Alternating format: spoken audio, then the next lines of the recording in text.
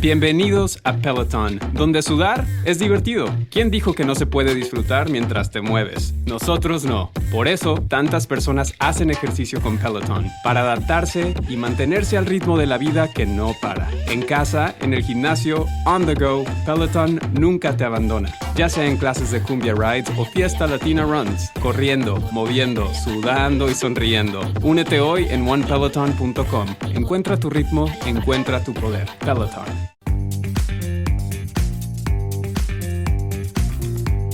Mañanas en Libertad.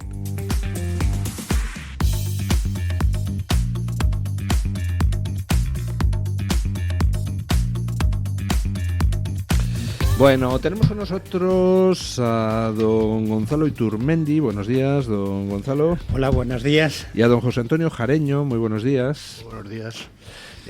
Don Gonzalo, pues es abogado, es socio y director del bufete Gonzalo Iturmendi y Asociados y secretario general de la Asociación Española de Gerencia de Riesgos y Seguros, mientras que don José Antonio Jareño es socio fundador de Global Finance, una consultoría de riesgos y correduría de seguros. Y bueno, pues ha desarrollado, ha colaborado en la puesta en marcha de una plataforma tecnológica orientada a Internet entre mediadores y compañías de seguros. Y el motivo de traerles es porque don Gonzalo ha escrito un artículo. Buenos días, don José Antonio. ¿Qué hay? Buenos días. Buenos días.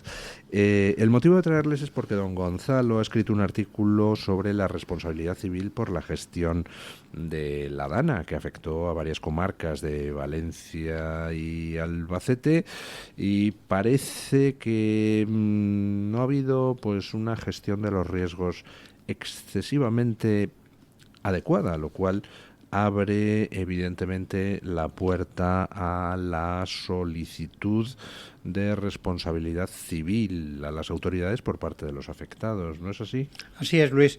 Bueno, en el fenómeno, en la catástrofe de la Dana, probablemente la más importante, lo que llevamos de siglo en España, hay dos aspectos. Un aspecto de lo que son los daños materiales y daños corporales que se producen como consecuencia del siniestro, y otro dentro del siniestro, por así decir, que es cómo se ha llevado a cabo la gestión de la emergencia. Es decir, y si en la gestión de la emergencia cabe preguntarse si los avisos de comunicación temprana o de alerta temprana de la emergencia fueron los adecuados o no fueron los adecuados. Pues no en vano tenemos 230 víctimas aproximadamente mortales y muchos lesionados corporales, que probablemente se están haciendo la siguiente pregunta, todos sus familiares. Bueno, ¿se pudo haber alertado con anterioridad, con suficiente tiempo o no?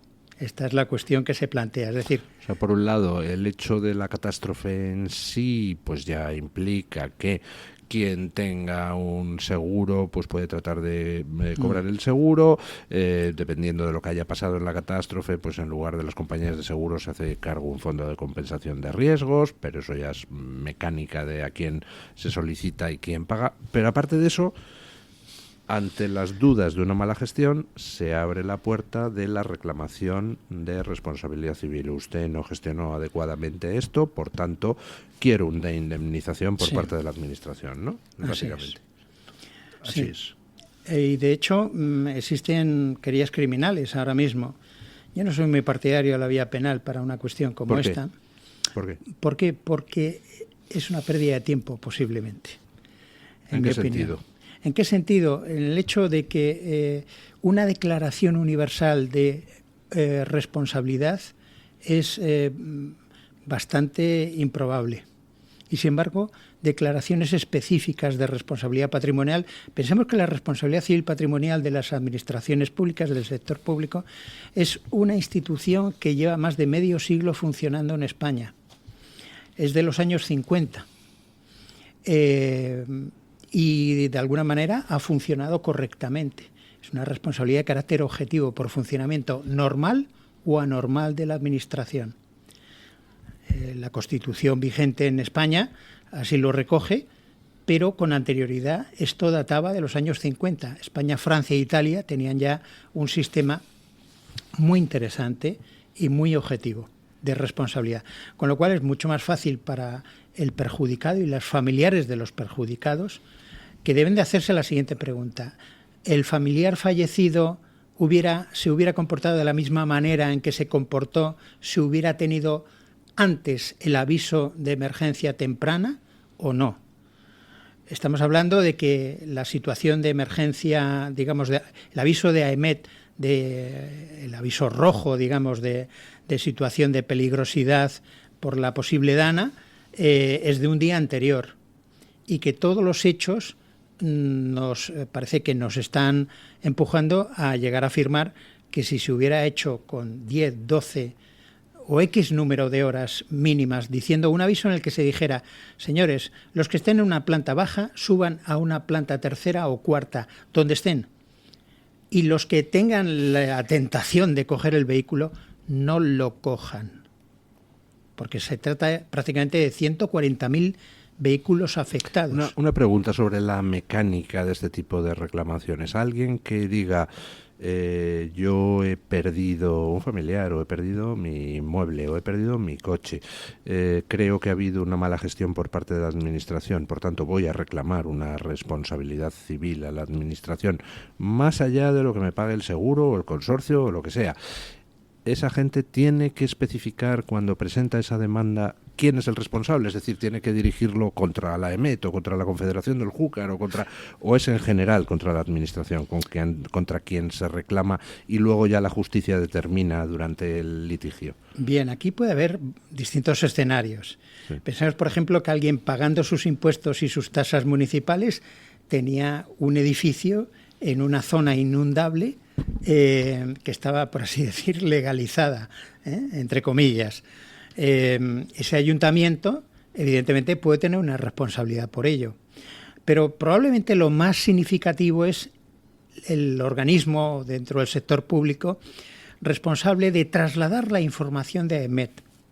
La información de AEMET desde un día antes era zona roja, es decir, es alerta roja. Y alerta roja supone un riesgo muy elevado para zonas inundables. España tiene ahora mismo 3 millones de habitantes en zonas inundables. Y esto es muy importante.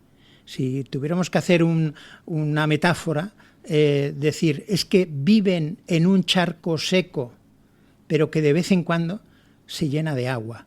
Y hay que ser conscientes. Hay un problema de educación, de mentalidad de los propios ciudadanos. Pero me ha quedado clara la respuesta a la pregunta. Cuando uno se persona ante la administración para presentar una demanda de responsabilidad civil, ante la justicia, tiene que especificar: esto va a pedir responsabilidad a la AEMET o a la Confederación del Júcar o al gobierno valenciano o al gobierno central, o no, o tú lo que dices es simplemente los hechos y entonces es la justicia quien determina quién es el responsable. No, tiene que dirigir bien su reclamación.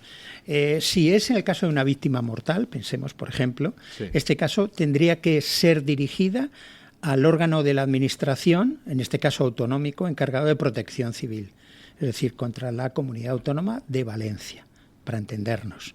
Si fuera por otros motivos, pensemos que está en una zona inundable especialmente peligrosa, podría ser frente a la Confederación del Júcar hidrográfica. Y cada caso es distinto, pero vuelvo a repetir que cada víctima tiene su propia historia. Y en el caso de los fallecidos, la pregunta es: ¿cabe una declaración universal de responsabilidad?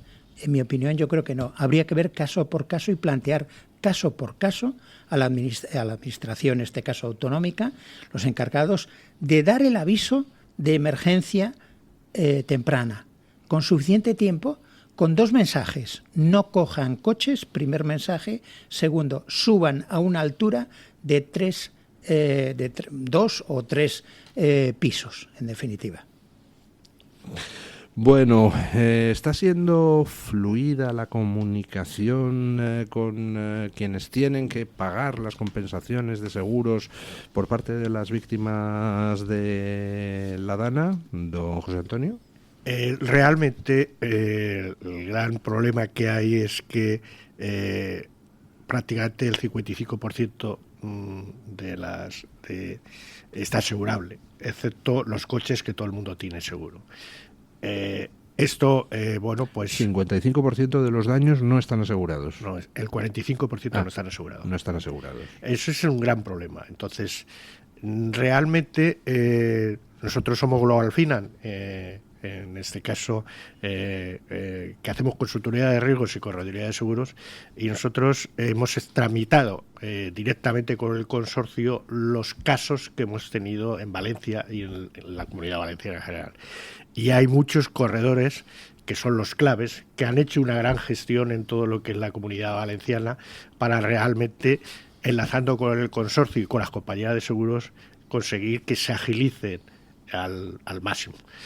Y bueno, el problema que hay es que una de las circunstancias es que el seguro es la forma de externalizar todos estos perjuicios económicos que pueden darse como consecuencia de una catástrofe de esta gran envergadura y que se va a repetir y que se repite. Ahora le llaman Dana, pero antes era la gota fría y cada 3 o 4 años ocurría. Entonces es un conveniente muy importante que todos los ciudadanos, empresarios, en este caso yo hablo de autónomos, micros y pymes, que son los claves, que al menos una vez o 2 veces al año revisen sus seguros con el corredor adecuado para que le haga un asesoramiento independiente y los tengan en orden. Y de esa manera puedan trasladar estas indemnizaciones. Porque ese 45% de bienes que no están asegurados, con eso, ¿qué pasa? No van a recibir nadie un euro, más allá de las ayudas que graciosamente pueda la administración. O sea, las ayudas en este caso por de entes como ha podido ser Mercadona y demás, los privados. Ahora están los públicos, está la Generalitat y el Estado, que bueno, que de alguna forma pues estarán contribuyendo primero en el montaje de todas las infraestructuras, pero es muy importante en cualquier autónomo o micro pyme está lo que se pierde, que no se tiene, y que hay que conseguirlo, más luego el arranque, en este caso. Y aparte del arranque, luego ponerlo en rentabilidad para cubrir los gastos y devolver la deuda. Es decir, hay mucha deuda en este caso. Y ahí, pues bueno, pues se necesita pues ese margen de maniobra. Entonces, esos márgenes de maniobra, eso es lo que entra no solo en el daño, sino eso es lo que es la pérdida de beneficios, son lucros cesantes. Y ahí es muy importante que bueno, pues que todos piensen en peritos independientes para ayudar a los peritos del consorcio para ser mucho más ágiles. Todo lo que son negocios, todo lo que es, bueno, pues es conveniente que vayan identificándolo, vayan valorándolo y aparte de eso apoyen muchísimo a los peritos del consorcio porque realmente el consorcio tiene pues 76.936 solicitudes. Cuidado. 76.000. Claro. Es que hay... ¿Cuántos peritos hay en el consorcio para tramitar eso? Pues están los que hay muchos porque han recurrido a compañías y demás, pero cuidado, es que eso es son unos números muy importantes, ¿eh?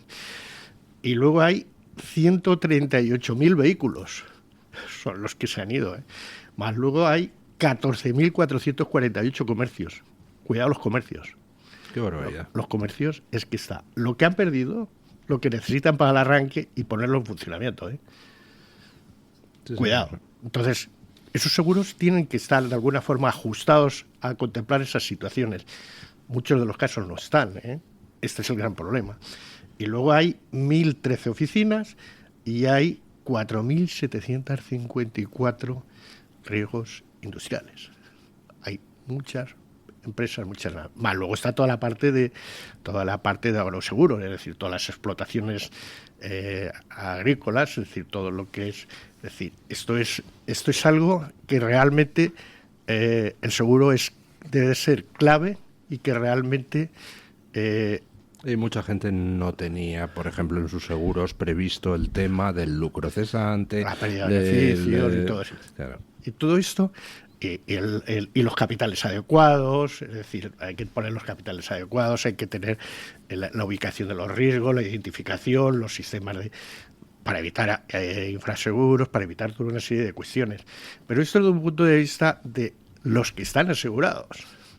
Pero los que no están asegurados, imagínate lo que hay ahí. Yeah. Entonces, yo creo que hay que pensar que los fenómenos climatológicos están aquí, que se van a repetir y que la fórmula del aseguramiento es importante. Y creo que ahí, bueno, pues el entorno de la ley de mediación hay una figura que es la de la Correduría de Seguros, que así como en nuestro caso, pues llegamos a 60 compañías de seguros y podemos buscar siempre la cobertura adecuada.